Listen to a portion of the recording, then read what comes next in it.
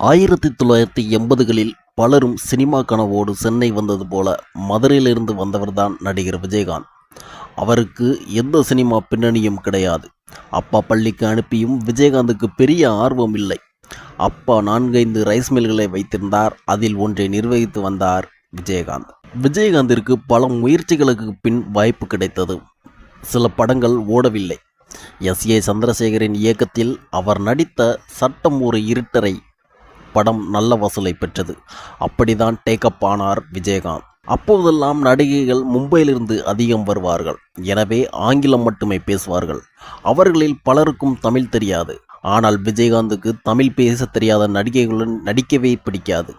ராமராஜனுடன் பல படங்களில் நடித்து பிரபலமானவர் நடிகை ரூபினி. விஜயகாந்துக்கு ஜோடியாக ஒரு படத்தில் நடிக்க ஒப்பந்தமானார் ரூபினி. விஜயகாந்தை சந்தித்து பேசிய போது ஆங்கிலத்திலேயே ரூபினி பேச, இந்தாம்மா, எனக்கு இங்கிலீஷ் எல்லாம் தெரியாது, நீ தமிழ் கற்றுக்கிட்டு வந்து என்கிட்ட பேசு, அப்போ தான் உன் கூட நடிப்பேன் என்று கராராக சொல்லிவிட்டார். அவர் சொன்னது போலவே ரூபினியும் தமிழை பேச கற்றுக்கொண்டு அதன் பின் அவருடன் நடித்தார். அந்த படம்தான் கூலிக்காரன்.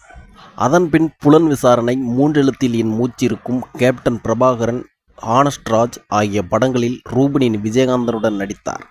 தமிழின் மீது ஆர்வம் கொண்டிருந்த விஜயகாந்த் கடைசி வரை தமிழை தவிர மற்ற மொழி படங்களில் நடிக்கவே இல்லை என்பது குறிப்பிடத்தக்கது. இதுபோன்ற பல சுவாரஸ்யமான தகவல்களை பற்றி தெரிந்து கொள்ள நமது யூடியூப் சேனலை சப்ஸ்கிரைப் செய்து கொள்ளவும்.